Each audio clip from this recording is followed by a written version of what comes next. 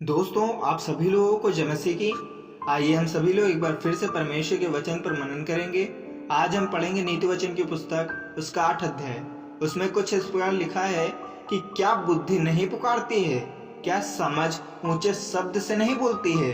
वह तो ऊंचे स्थानों पर मार्ग की एक ओर और तिरमुहानियों में खड़ी होती है, फाटकों के पास, नगर के पैठाव में और द्वारों ही में वह ऊंचे स्वर से कहती है, हे मनुष्यों, मैं तुमको पुकारती हूँ और मेरी बात सब आदमियों के लिए है।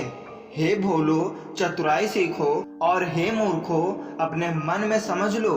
सुनो, क्योंकि मैं उत्तम बातें कहूंगी और जब मुंह खोलूंगी तब उससे सीधी बातें निकलेंगी, क्योंकि मुझसे सच्चाई की बातों का वर्णन होगा। दुष्टता की बातों से मुझे घृणा आती है। मेरे मुंह की सब बातें धर्म की होती हैं, उनमें से कोई टेढ़ी व उलटफेर की बात नहीं निकलती।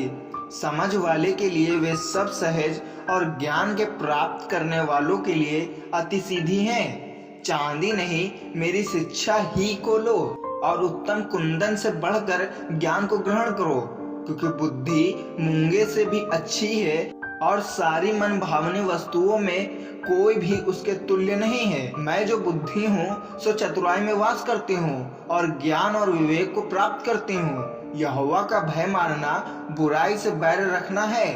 घमंड, अहंकार और बुरी चाल से और उलटफेर की बात से भी मैं बैर रखती हूँ। उत्तम युक्ति और खरी बुद्धि मेरी ही है। मैं तो समझ हूँ और पराक्रम भी मेरा है। मेरे ही द्वारा राजा राज्य करते हैं और अधिकारी धर्म से विचार करते हैं। मेरे ही द्वारा राजा, हाकिम और राइस और पृथ्वी के सब न्यायी शासन करते हैं। जो मुझसे प्रेम रखते हैं उनसे मैं भी प्रेम रखती हूँ, और जो मुझको यत्न से तड़के उठकर खोजते हैं वे मुझे पाते हैं। धन और प्रतिष्ठा मेरे पास है, वरन ठहरने वाला धन और धर्म भी है। मेरा फल छोके सोने से वरन कुंदन से भी उत्तम है और मेरी उपज उत्तम चांदी सी अच्छी है।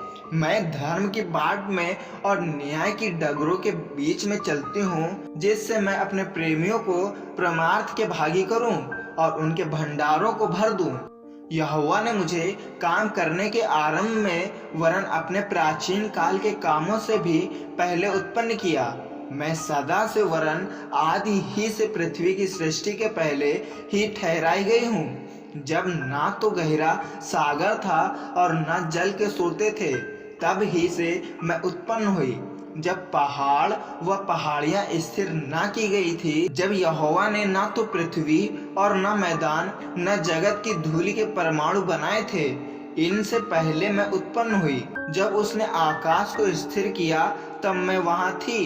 जब उसने गहरे सागर के ऊपर आकाश मंडल ठहराया, जब उसने आकाश मंडल को ऊपर से स्थिर किया और गहरे सागर से सोते फूटने लगे, जब उसने समुद्र का सिवाना ठहराया कि जल उसकी आज्ञा का उल्लंघन ना कर सके, और जब वह पृथ्वी की नींव की डोरी लगाता था, तब मैं कारीगर सी उसके पास थी और प्रतिदिन मैं उसकी प्रसन्नता थी और हर समय उसके सामने आनंदित रहती थी। मैं उसकी बसाई हुई पृथ्वी से प्रसन्न थी और मेरा सुख मनुष्यों की संगति से होता था। इसीलिए अब हे मेरे पुत्रों, मेरी सुनो।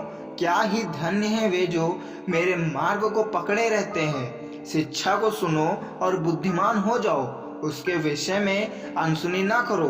क्या ही धन्य है वह मनुष्य जो मेरी सुनता, वरन मेरी डेवड़ी पर प्रतिदिन खड़ा रहता और मेरे द्वारों के खंभों के पास दृष्टि लगाए रहता। क्योंकि जो मुझे पाता है वह जीवन को पाता है और यहोवा उससे प्रसन्न होता है।